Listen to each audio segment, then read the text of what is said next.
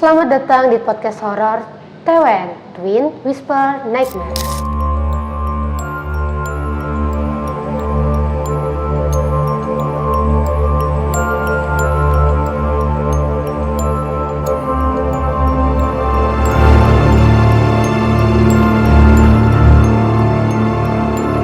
Bersama saya Nika Ribi, Tania Salsabila. Oke, kali ini kita bertemu lagi sama Kakak Tania ya. Kemarin kan aku udah janji nih bakalan ngedatengin Kak Tania lagi. Kebetulan juga nih ya penonton banyak banget nih nanyain episode selanjutnya kayak gimana. Oke, kalau kayak gitu tanpa lama-lama kita langsung aja nggak sih cus ceritanya. Kak Tania, pengalaman horor yang paling menyeramkan itu apa dari versinya Kak Tania ini?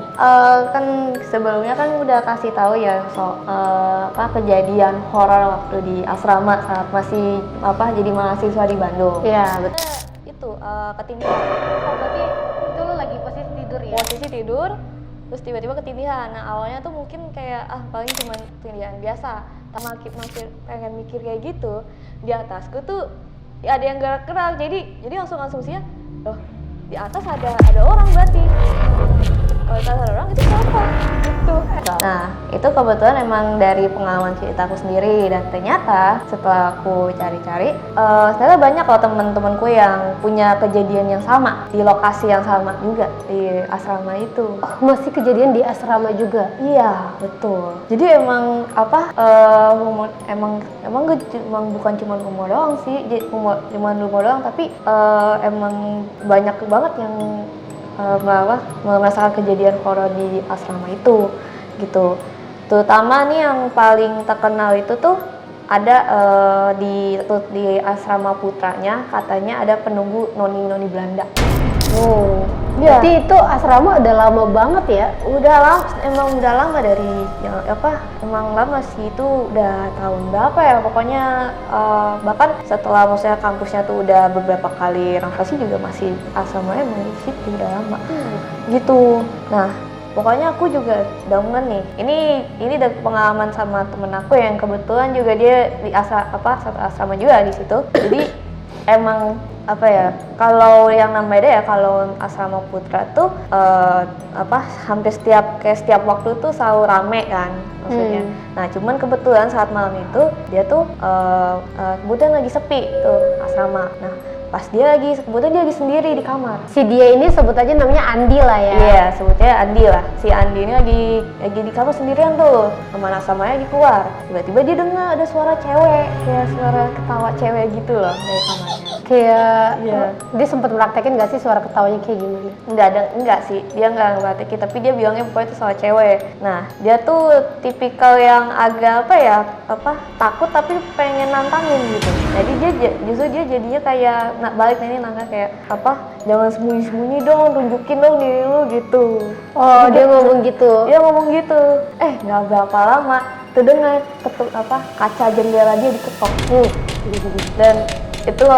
Dan masalahnya kamar dia itu berada di lantai 2. Kayak dari 4 lantai ya? Dari 4 lantai itu, iya kan ada kan semuanya ada 4 lantai itu, dia di lantai 2. Dulu di ininya kaca jendela dia ngetok. Padahal itu kan di lantai 2. Kaca luar lah ya? Kaca luar, iya. Tuh mungkin ada pohon kali? Enggak, masalahnya kita tuh di sekitar situ tuh punya hanya hamparan rumput yang luas, nggak ada pohon sama sekali. Nggak ada. Terus siapa anjir yang ngetok? Nggak tahu ya. Nah, terus ternyata juga aku juga dapat dari temen yang ini, dia itu justru bukannya dia waktu itu takut atau pano, dia justru malah nyari tahu lebih lanjut. Si Andi ini mau tahu lebih lanjut, kayak emang horor apa sih kampus gitu kan, atau terutama asrama kan, sampai akhirnya dia itu nantangin banget sih. Akhirnya dia nyari tahu, ketemu sama salah satu sapam di sini, sapam kampus ini. Udah lama tuh sapam. Nah, biasanya kalau sapam itu pasti informasinya valid. Biasanya.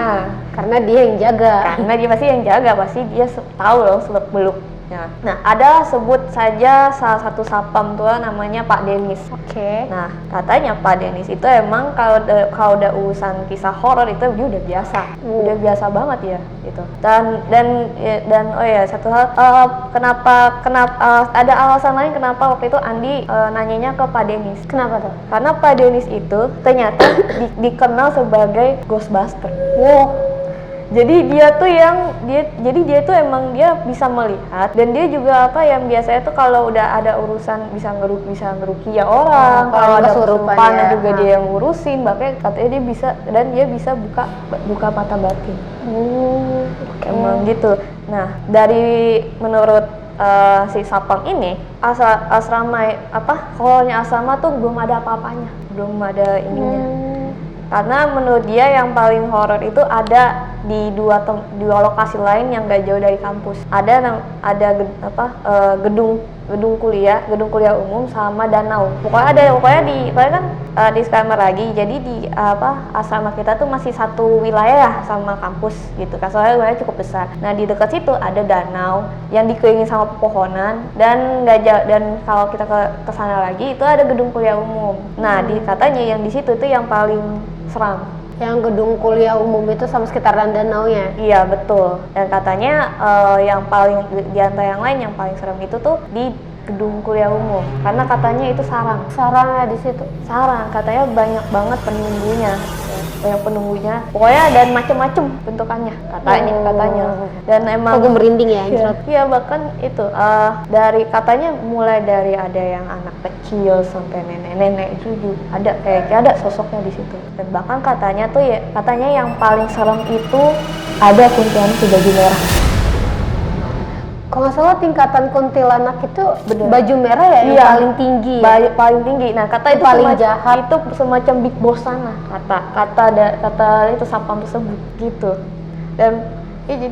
Dan emang ternyata banyak banget kejadian horor yang di gedung itu, terutama kalau udah lewat di atas jam 7 malam. Oh, jam 7 malam biasanya justru aktivitas mahasiswa biasa masih ada lah ya? Iya, justru malah lagi aktivitasnya di situ, karena kan belum ada yang kelas malam, belum ada yang kayak rapat-rapat gitu kan.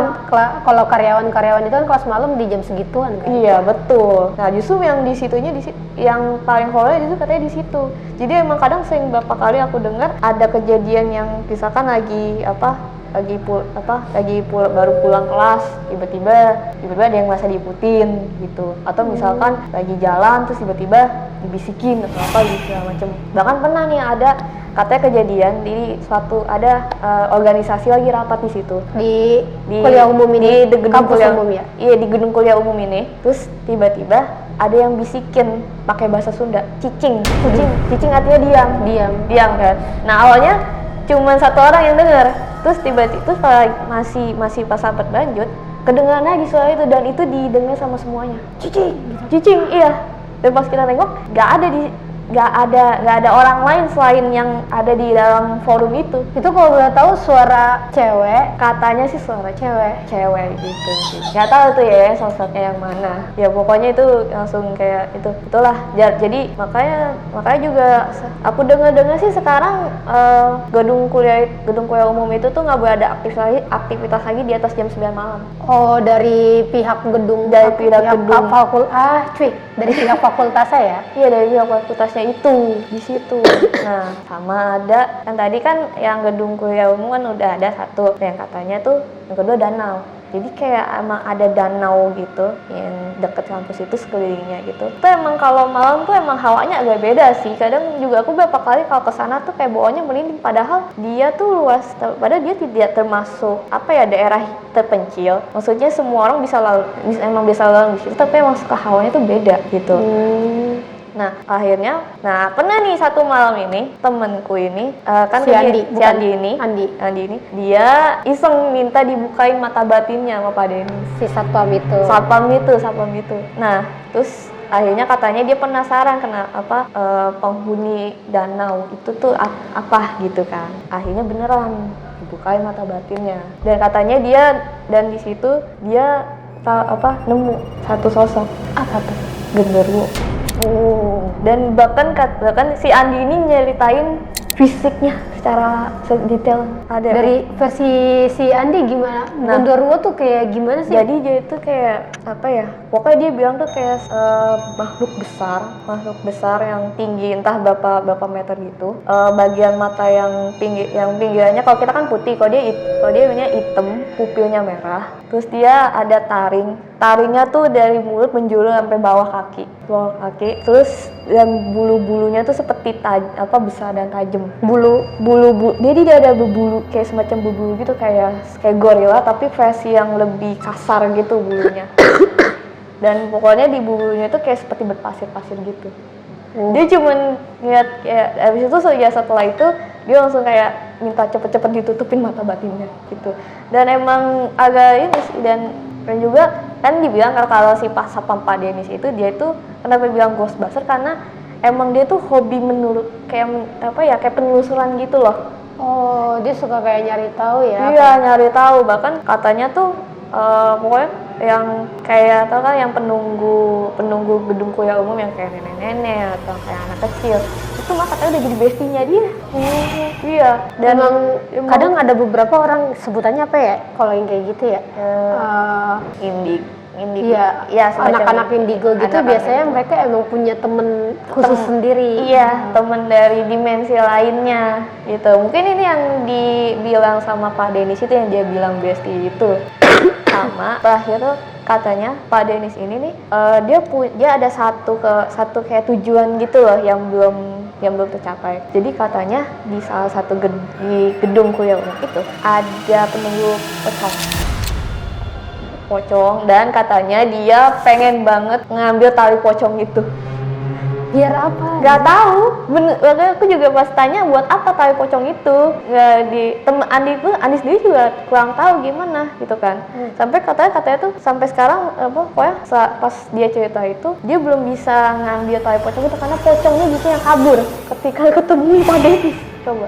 Pocongnya takut sama Pak Denis? Iya. Berarti ilmunya si Pak Denis itu lumayan kuat lah ya? Iya. Sampai kayak makhluknya aja takut loh sama dia. Iya. Gak tahu deh, bahkan aku belum tahu ya kabarnya sekarang apakah sudah berhasil atau enggak gitu. Nah, karena emang emang ternyata itu Sapang udah senior banget di situ tuh kayak udah sepulah gitu. Tapi kalau udah urusan kayak kalau udah urusan mistis pasti panggilnya ke dia gitu. Ya kalau ada masalah asrama apa juga pasti itu lagi. Tapi kalau dari versinya si Pak Denis ada nggak sih kayak bilang ke mahasiswa jangan ke tempat ini gitu? Nggak pernah sih, nggak pernah yang sampai ngelarang gitu enggak.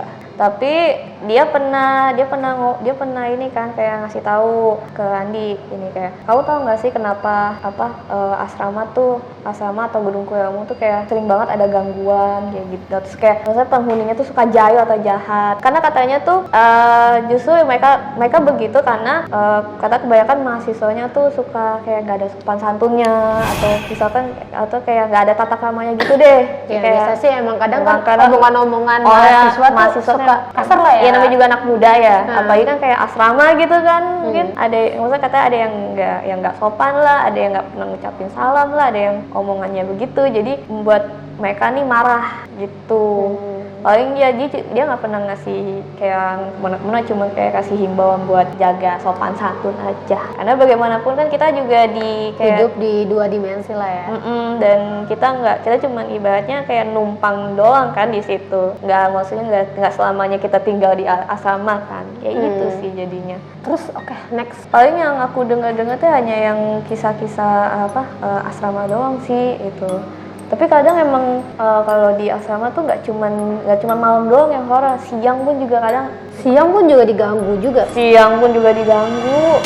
Oh bahkan pernah nih kayak aku ada ingat satu hari di mana waktu itu aku lagi sendirian juga di kamar, lagi siap-siap nih mau keluar. Tiba-tiba kamarku diketok terus ternyata itu temenku dari kamar sebelah. Dia tiba-tiba narikin aku buat nemenin dia ke kamarnya. Aku bingung dong kenapa nih tumben gitu kan. Tapi dia nggak ngomong sama sekali, dia cuma kayak kamu mau keluar ya, aku ikut ya, tapi kamu temenin dulu di kamarku gitu kan. Ya udah, lihat dan maksudnya dia raut wajahnya itu udah kayak wajah-wajah panik gitu kan.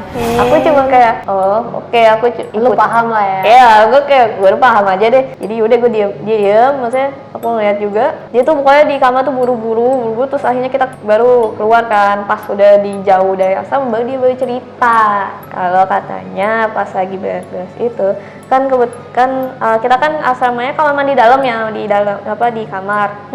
Jadi pintu kamar mandinya kebetulan tuh emang terbuka sedikit dan pas banget dia nengok di balik pintu itu ada muka. Ada muka, entah dia nggak ngasih tahu muka seperti apa, tapi itu kan udah cukup meyakinkan ya kalau itu bukan orang, karena kebetulan dia juga lagi sendiri di situ gitu. Makanya jadinya oke, aku cuma kayak oh ya pantesan. Kenapa nih ya? Iya. Tapi sebenarnya dari dia minta temenin aja seharusnya udah curiga merasa nih curiga. kayak paling ini gitu kan. Iya, itu emang wah sering banget sih yang kayak gitu. Begitu juga. Oke, dari Kak Tania masih ada tambahan cerita lagi apa udah? Itu aja sih dari aku sih. Oke, itu cerita dari Kak Tania ya, dari versi temennya Kak Tania ya. Oke, yang si Andi yang si pemberani banget ya. Iya, dan juga ada Pak Denis yang masternya of gong. Oke, buat teman-teman yang punya pengalaman horor bisa komen di bawah ya. Nanti bakalan gue kemas dan bakalan gue ceritakan di next part. Jadi buat teman-teman yang punya cerita horor, please komen aja di bawah. Dan jangan lupa like, comment, and subscribe. Bye bye.